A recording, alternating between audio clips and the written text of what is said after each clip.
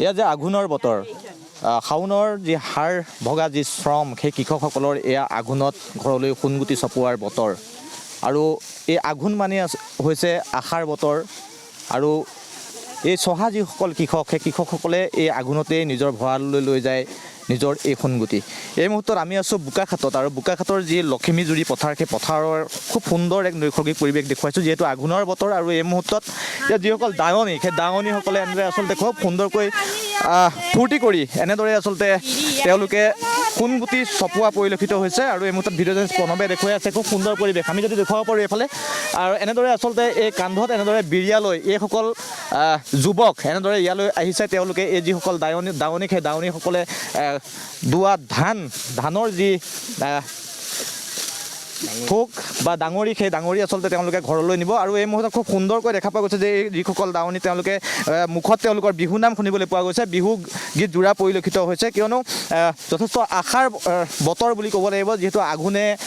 আশাৰ বতৰা কঢ়িয়াই আনে আৰু এনেদৰে এই যিসকল পাহুৱাল ডেকা সেই পাহুৱাল ডেকাসকলে এনেদৰেই কান্ধত বিৰিয়ালৈ পথাৰলৈ অহা পৰিলক্ষিত হৈছে। বাইদেউ আপোনাৰ ওচৰলৈ আহিছোঁ, যদি এটা বিহু হৈ যায় কেনেকুৱা লাগিছে? বহুত ভাল লাগিছে, মোক বহুত ভাল লাগিছে আৰু ধান দুৱাকতে লগা নাই বহুত ভাল ফূৰ্তি লাগিছে। ইয়াতকৈ বেদনা লাগে নে ঐ জানমণি, জীৱনত শান্তি নহ'ব কিজানি, চকু পানী পৰি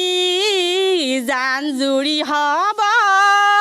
কাল সতৰুৱে বৰশীটো পাব। কেনেকুৱা লাগে আঘোণ বুলি ক'লে কেনেকুৱা লাগে? আঘোণ মহীয়া বহুত ভাল লাগে। আঘোণ মাহত ধান দাই কৰি ফূৰ্তি লাগে, পথাৰ ৰ'দ হ'লেও আমি গম নাপাওঁ ধৰক আৰু ন চাউলটো খাই ভাল লাগে। পিছত ৰঙৰ টেঙা কাটি থকা হৈছে নিশ্চয় মই পুনৰবাৰ কৈছোঁ ভিডিঅ' জাৰ্নেলিষ্ট প্ৰণৱক অনুৰোধ কৰিছোঁ আমি যদি দেখুৱাব পাৰোঁ এখন বিশাল পথাৰ বোকাখাটৰ যি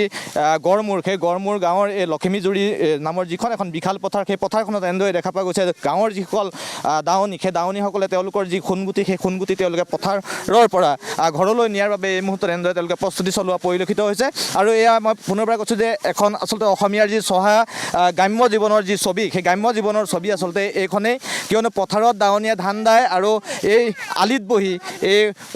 যি আঘোণৰ সোণালী ৰ'দ সেই ৰ'দৰ তাপত এনেদৰে তেওঁলোকে ৰবাব টেঙাৰ জুতি লয়। বাইদেউ আপোনাৰ ওচৰলৈ আহিছোঁ, কেনেকুৱা লাগিছে? বহুত ভাল লাগিছে। আমাৰ ইয়াত দহৰ ওপৰত দাৱনী লাগি আছে আৰু বহুত ৰ'দ দিয়াৰ কাৰণে আমি ৰবাব টেঙা কাটিছোঁ আৰু ৰবাব টেঙা জুতি ল'ম এতিয়া আমি। নিশ্চয়কৈ আচলতে এনেদৰে মই পুনৰবাৰ কৈছোঁ যে এইখন মই যদি কওঁ যে অসমীয়া যি গ্ৰাম্য ছবি সেই গ্ৰাম্য ছবিখন আমি এই মুহূৰ্তত এই বোকাখাটৰ পৰা দেখুৱাইছোঁ আৰু এনেদৰেই শাওনৰ যি তেওঁলোকৰ হাড় ভঙা শ্ৰম সেই হাড় ভঙা শ্ৰমৰ যি ফচল এই সোণগুটি সেই সোণগুটি ৰামধনৰ বিৰিয়াত উঠি কিন্তু ভঁৰাল লৈ যাবৰ বাবে এইসকল গঞাৰ যি ৰাইজ সেই গঞাৰ ৰাইজে কিন্তু এই মুহূৰ্তত বোকাখাটত প্ৰস্তুতি চলোৱা পৰিলক্ষিত হৈছে।